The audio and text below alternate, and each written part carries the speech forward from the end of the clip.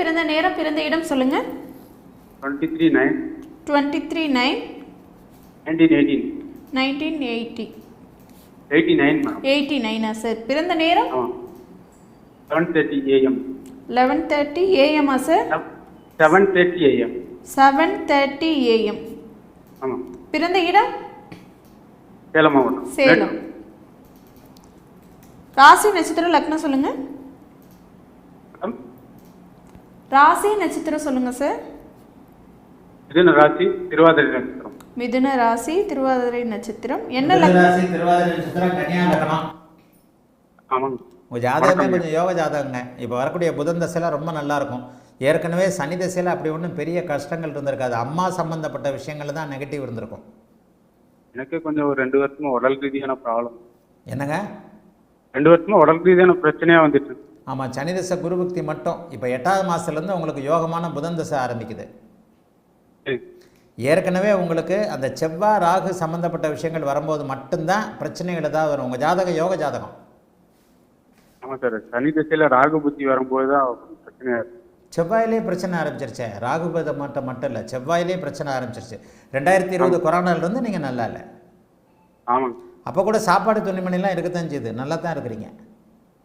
அதெல்லாம் ஒன்றும் பிரச்சனை இல்லை சார். உடல் ரீதியான மன கஷ்டம், உடல் ரீதியாக சின்ன சின்ன பிரச்சனைகள் இருக்கும். அதுவும் சமாளிக்கக்கூடிய அளவுக்கு தான் இருக்கும். பிப்ரவரி மாதம் 2020 கொரோனா ஆரம்பிக்கும் போது சனி தசை செவ்வாய் பக்தி, அதற்கப்புறம் ராகு பக்தி 6ஆம் இடத்துல. இந்த 6-8 தொடர்புகள் மட்டும்தான் அவங்கள வந்து படுத்தி எடுத்திருக்கோம். இது வரைக்கும் பார்த்தீங்கன்னா குருதசை நல்லா தான் இருந்தது. தாய் தகப்பன் அமைப்புகள் வலுவாக இருக்குது. சூரியனும் சந்திரனும் தங்களுக்குள் கேந்திரம். அதே மாதிரி குருவை விட சனி தசை 16 வயசுலேருந்தே உங்களுக்கு 18 வயசுலேருந்தே சனி தசை ஆரம்பிச்சிருச்சு. சனி குருவின் பார்வையில் இருக்கக்கூடிய தன்மைகள் நல்லா இருக்குது. இப்போ பார்த்தீங்கன்னா சந்திர கேந்திரத்தில் தானே உச்சனாக இருக்கக்கூடிய அருமையான புதன் தசை ஆரம்பிக்க போகுது. 8வது மாதத்திற்கு பிறகு அதுவும் நல்லாயிருக்கும். அந்திம காலத்தில் வரக்கூடிய சுக்கிர தசையும் நல்லா தான் இருக்குது. அப்படிலாம் ஒன்றும் பெருசாக கஷ்டப்படலாங்க. நீங்கள் நல்லா தான் இருக்கிறீங்க. ஹெல்த் இஷ்யூஸ் இருக்குது, அவ்வளோதானே? ஆமாங்க. இப்படி தான் இருக்கும். ஹெல்த் இஷ்யூஸ் வந்து புதன் தசையில் கொஞ்சம் கொஞ்சமாக படிப்படியாக விலகும், அவ்வளோதானே தவிர அந்தஸ்து சாப்பாடு துணிமணி வீடு வாசல் இதிலெல்லாம் குறையில்லாத ஜாதகம் தான் உங்கள் ஜாதகம். சரியா? நல்லா இருக்கு. புதன் தசை நல்லா இருக்கு.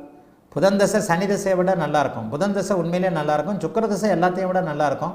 புதன் தசையில் இப்போ உங்களுக்கு 7/8/2026 புதன் தசை.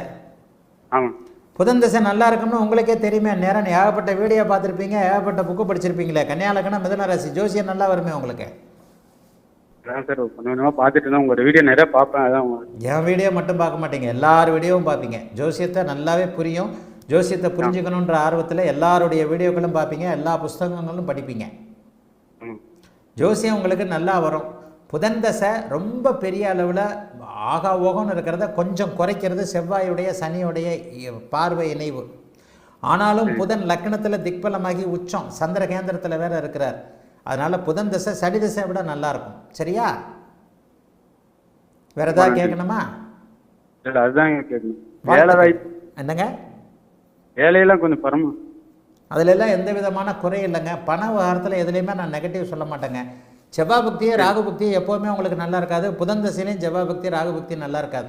அதை தவிர்த்து மற்ற எல்லா பக்திகளும் நல்லா இருக்கக்கூடிய அமைப்புகள் உங்களுக்கு உண்டு. உண்மையிலேயே புதன் தசை சனி தசையை விட நல்லா இருக்கும். ஹெல்த்தும் கொஞ்சம் ஓரளவுக்கு நல்லா இருக்கும். வாழ்த்துக்கள், நல்லா இருப்பீங்க. நேரம்